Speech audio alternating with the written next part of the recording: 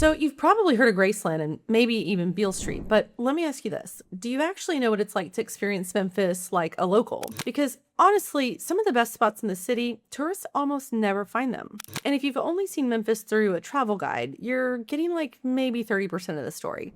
So today I'm sharing 10 awesome things to do in Memphis, from the must-see classics to the places locals actually spend their weekends. We're talking hidden food spots, riverfront views, cool neighborhoods, and a couple of these might genuinely surprise you. Like, wait, is this Memphis? Kind of surprise. So stick around. Hi guys, I'm Jen Carson. I'm a local real estate expert right here in Memphis. I have been helping people move here since 2008. And one of the first questions I always get is, what is there actually to do in Memphis? Because if you've never spent time here, it's really easy to assume Memphis is just Elvis and barbecue, and that's about it. But honestly, that's not even close. Memphis has one of the richest cultures in the country. There's music history, amazing food, huge parks. There's really unique neighborhoods and a ton of local spots that just don't make it into the typical top 10 list. So today I'm going to give you a mix of both. The things you should do at least once and the places locals actually love. All right, let's get into it. Okay, we have to start with Beale Street. You can't really talk about Memphis without it. It's one of the most famous music streets in the world. Now, during the day, Beale is honestly pretty chill. You can walk it, pop into a few shops, take some pictures. It almost feels more like a historic district. But at night, completely different story. The second the sun goes down, everything changes. The neon lights come on, the live music starts pouring out of literally every doorway. You'll hear blues, rock, soul, sometimes all at once, depending on where you're standing. People are out in the patios, the street performers show up, and the whole street just turns into this big live music experience. And even if you're not a big nightlife person, I always tell people go at least once. So grab a drink, walk the street, pop into a couple of places for live music, and just take it all in. Because it's really a big part of what makes Memphis feel like Memphis. All right, let's talk about Graceland. It's touristy, yeah, I get it. It's popular, totally. But honestly, it's 100% worth it.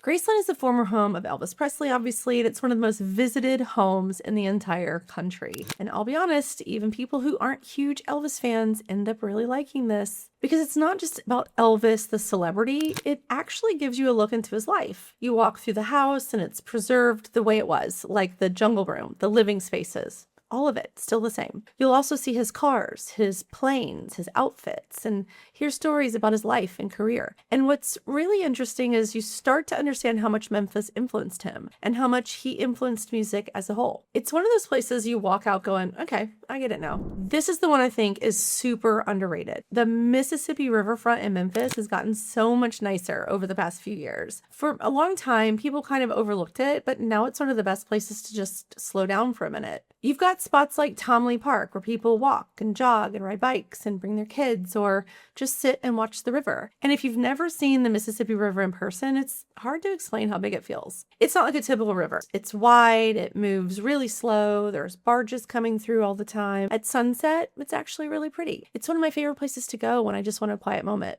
Especially if you've been doing all the busy tourist stuff, this is a nice reset. Okay, this is the one that really surprises people. Memphis has a lot of green space, and Shelby Farms is a huge part of that. It's actually one of the largest urban parks in the country, like bigger than Central Park. And there's so much to do out there. You've got walking trails, you've got biking trails, lakes, paddleboarding, kayaking, zip lining, playgrounds for kids, and don't forget frisbee golf. You can go and rent bikes, you can go for a long walk. Honestly, just sit outside and relax. And yes, there are actual bison in the park, which people don't expect when they come to Memphis. It's one of those places where you can spend an entire day and still not see everything. And on the weekends, it's full, which I feel like tells you everything you need to know.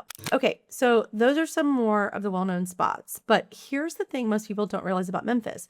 Some of the best places are not the famous ones. They're in neighborhoods locals hang out in. So the restaurants you only hear about from someone who lives here, the random spots you stumble into and end up loving, and a few places I'm about to show you, that's where you really start to see the personality of this city. So before we jump in, if you're thinking about moving to Memphis, I've put together a free relocation guide.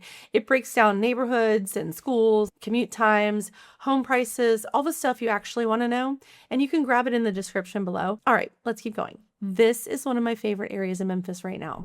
The Broad Avenue Arts District has completely transformed over the years. It used to be more industrial, and now it's this really cool creative area. You've got murals all over the buildings, local shops, coffee spots, breweries, restaurants, and just a totally different vibe from downtown. This is where you go when you want something a little more local, a little more laid back. On the weekends, people are out walking around, grabbing brunch, shopping, hanging out. It just feels very Memphis. And if you even kind of like music, you need to do this. Sun Studio is where Elvis Presley, Johnny Cash, Jerry Lee Lewis, Roy Orbison all recorded. And when I say it's small, which is really what makes it so cool. It's kind of like a closet. I mean, bigger than closet, but still, it's tiny. So you walk into this space and you realize so much music history came out of this one room. The tour is guided, so they walk you through the stories, the recordings, and just how it all happened.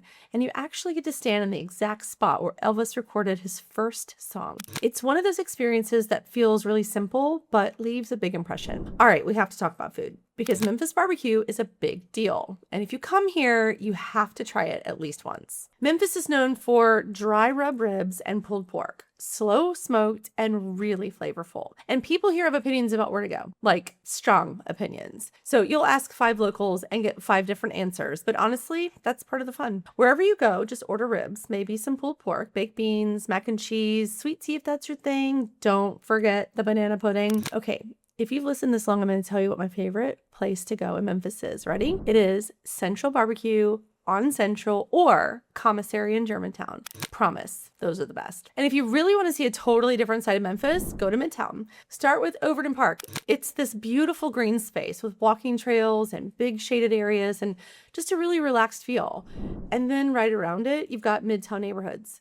And this is where you'll find historic homes, local restaurants, coffee shops. It's a little artsy, a little quirky, and all in a great way. It just feels different from the suburbs. It's a great place to just wander for a few hours, grab a coffee, walk around, hop into a local bookstore, maybe stop into a local spot for lunch. And while you're in that area, you've got the Memphis Zoo right there. And it's actually one of the top rated zoos in the country.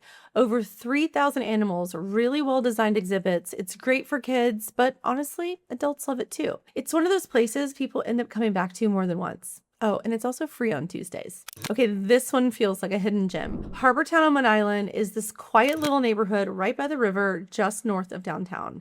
And it's such a peaceful spot. You've got walking paths along the water, really pretty views, and some of the best sunsets in the city. Like this is where you go at the end of the day just to slow down. You can watch the sun go down over the Mississippi River, watch the barges pass by. It's calm, it's quiet. And it doesn't feel like you're minutes from downtown. A lot of locals love this spot, and a lot of visitors never even hear about it. So there you have it, 10 awesome things to do in Memphis, from the iconic spots like Beale Street and Graceland to local favorites, parks, neighborhoods, and hidden gems. Memphis is one of those cities that people don't always fully understand until they spend some real time here. But once you do, you realize there's a lot more going on here than you expected. And honestly, the longer you stay, the more you find. If you're thinking about making a move to Memphis, my team and I would love to help. Start with the free relocation guide in the description. It'll give you a really good breakdown of what it's actually like to live here. And if you found this video helpful, go ahead and hit like, subscribe, and tap the bell so you don't miss any future videos. If you've got questions or want more local recommendations, drop them in the comments. I read every single one. And thanks for watching. I'll see you in the next one.